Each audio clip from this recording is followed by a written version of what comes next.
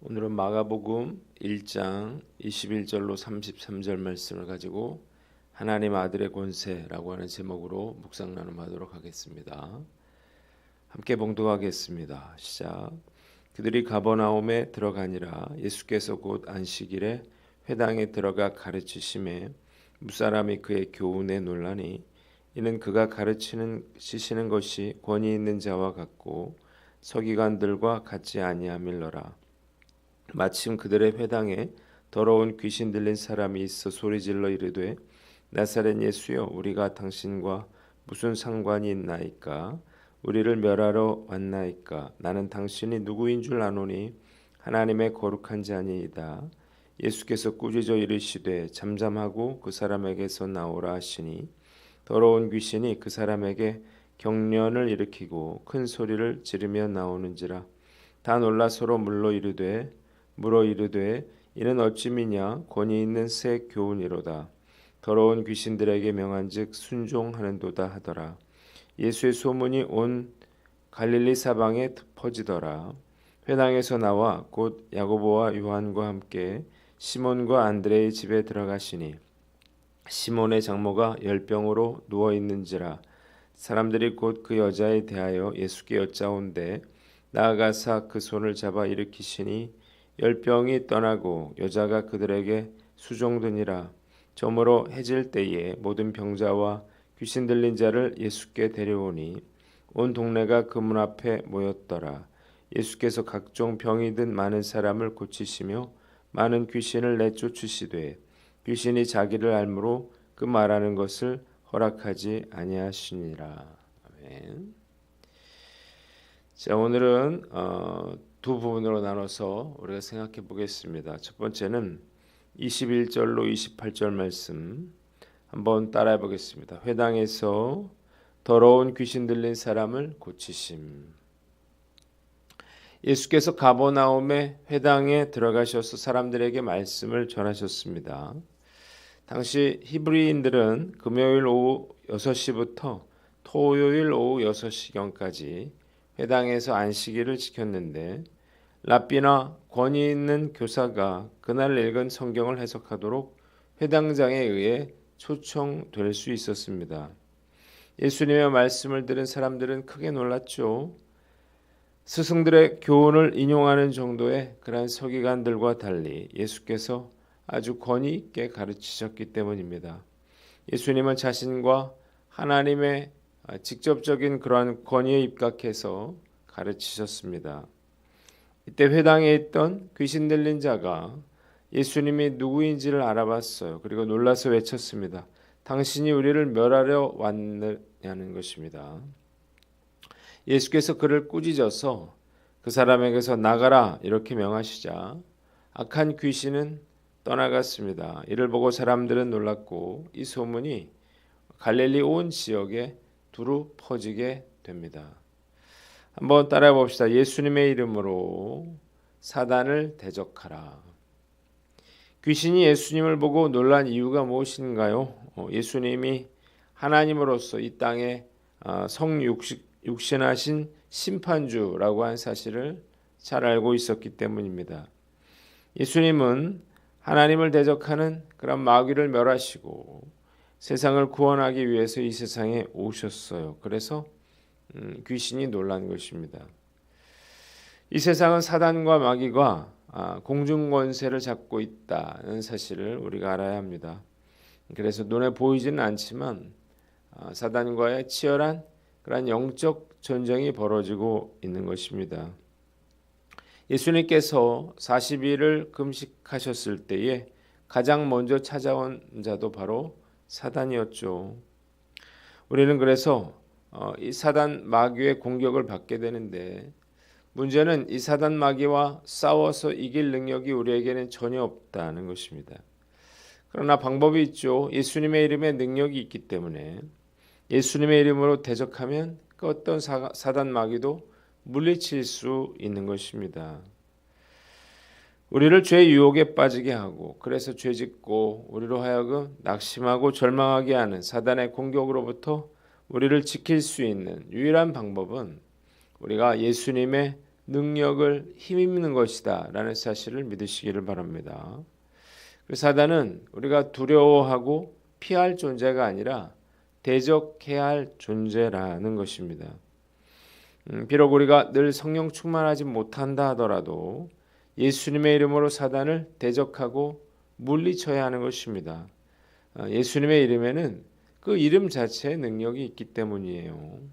매 순간 마귀가 우리를 우는 사자와 같이 그렇게 우리 무너뜨리려 혈안이 되어 있습니다. 늘 깨어서 예수님의 능력으로 사단을 대적함으로 영적 전쟁에서 승리하시는 저와 여러분들 되시기를 주님의 이름으로 축원합니다. 두 번째는 29절로 34절인데 한번 따라해 봅시다. 베드로의 장모와 많은 사람들을 고치심. 본문에는 먼저 29절로 34절 베드로 장모의 치유에 대해서 나와 있습니다. 안식일에 회당에서 귀신 들린 자를 고치신 예수님은 곧바로 시몬과 안드레의 집으로 가십니다. 베드로의 장모가 병들어 누워 있었기 때문이에요. 의사였던 누가는 베드로의 장모가 중한 열병에 걸렸다 이렇게 기록을 했는데 이 열병은 헬라어로 퓨레토스로 이 단어는 일반적으로 말라리아, 고열과 탈수 현상을 동반하죠. 말라리아를 가리킵니다. 지금도 위험한데 당시에 말라리아는 정말 큰 중병이었습니다. 그런데 예수님은 열병을 꾸짖고 베드로의 장모의 손을 붙잡고 일으키는 것만으로 이런 간단한 방법으로 그녀의 병을 치유해 주셨습니다. 그러자 그녀는 아무 일도 없었던 것처럼 즉시 일어나서 예수님께 시중을 들었어요.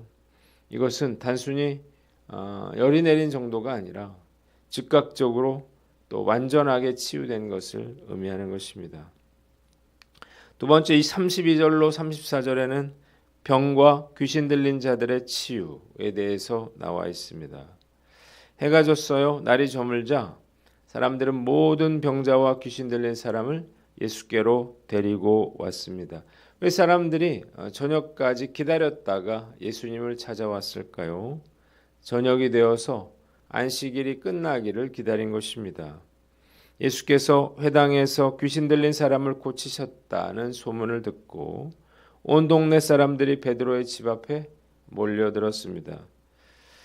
그러자 예수님은 온갖 병에 걸린 그러한 병자들을 고쳐주시고 많은 귀신들을 내쫓아 주셨습니다. 그리고 귀신들이 예수님을 알아보죠. 그러자 그들이 말하는 것을 허락하지 않으셨는데 이것은 귀신 들린 자들의 입으로 그가 메시아라고 하는 사실이 알려지는 것을 원치 않으셨기 때문입니다. 본문이 주는 교훈이 있습니다. 첫째로 문제를 가지고 예수님께 나오라는 것입니다. 한번 따라해 봅시다. 문제를 가지고 예수님께 나오라. 예수님은 소문을 듣고 예수님을 찾아온 병자들을 치료하시고 또 귀신 들린 자들에게서 귀신을 쫓아내 주셨는데 본문이 주는 교훈이 무엇인가요? 누구라도 어떤 문제라도 예수님께 그 문제를 가지고 나와서 그 문제 해결을 요청한다면 누구라도 주님께서 그를 치유하시고 회복시켜 주시고 문제를 해결해 주신다는 것입니다. 본문에 등장하는 각종 병자들과 귀신 들린 자들은 예수님께서 그들의 고통을 외면하지 않으시고 긍휼히 여겨주시고 치유해 주실 것을 믿고 그 예수님께 나아왔습니다. 그래서 결과가 어떻게 됐습니까? 놀라운 치유를 경험하게 됐죠. 만약 그들이 이 소문을 듣고도 예수님께 나오지 않았더라면 그들은 여전히 질병과 귀신 들림으로 인해서 고통받게 되었을 것입니다. 오늘날에도 마찬가지예요. 어떤 심각한 문제를 하더라도 예수님께 나와서 그 문제를 예수님께 맡기면 치유와 회복을 경험하게 되는 줄로 믿으시기를 바랍니다. 나 혼자 고민해봐야 아무것도 변화되지 않습니다. 그래서 문제가 있으면 문제를 가지고 문제가 생길 때마다 그 예수님께 가까이 나아가서 그 문제 해결을 구해야 하는 것입니다. 제가 해결하지 못하는 그런 많은 문제들이 있습니다. 그러나 믿음으로 주님께 기도하면 사랑과 긍휼이 풍성하신 주님께서 모든 나의 문제를 해결해 주실 것을 믿고 열심히 주님께 아뢰을 것을 다짐해 봅니다. 두 번째는 예수의 이름으로 치유를 위해 기도하라는 것입니다. 한번 따라해 봅시다. 예수의 이름으로 치유를 위해 기도하라. 예수님은 인간의 죄를 해결하기 위해서 오셨죠. 그러나 병든 자들, 귀신 들린 자들도 치유해 주셨습니다. 이유가 뭐예요? 불쌍히 여겨 주셨기 때문이죠. 귀신에 의한 질병이든 육신의 연약함으로 인한 질병이든 상관없이 예수의 이름으로 명한다면 치유와 회복이 일어난다는 사실을 믿으시기를 바랍니다. 의술이 발달하면서 우리가 오히려 영적인 그런 감각이 무뎌지고 있다는 것입니다. 의술이 모든 질병을 치유할 수 있다 이렇게 착각하는 것인데 사실 병의 원인을 모르는 경우도 많고 또 진단을 잘못하는 경우도 많습니다. 또 수술을 해도 약을 먹어도 치유되지 않는 그런 경우도 얼마든지 있습니다. 때문에 예수님의 이름으로 치유를 위해 기도하는 것은 아무리 강조해도 지나치지 않습니다.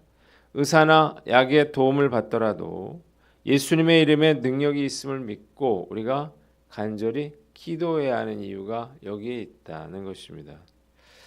또 한 가지 알아야 할 것은 우리가 영적으로 막 충만해야만 이런 치유가 일어나는 것은 아닌 것 같아요.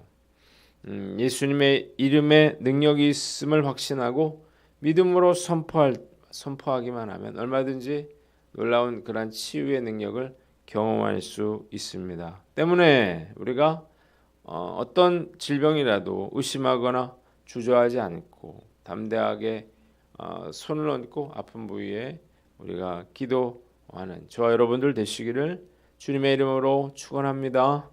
마지막으로 안식의 진정한 의미를 알고 행하라는 것입니다. 한번 따라해 봅시다. 안식의 진정한 의미를 알고 행하라.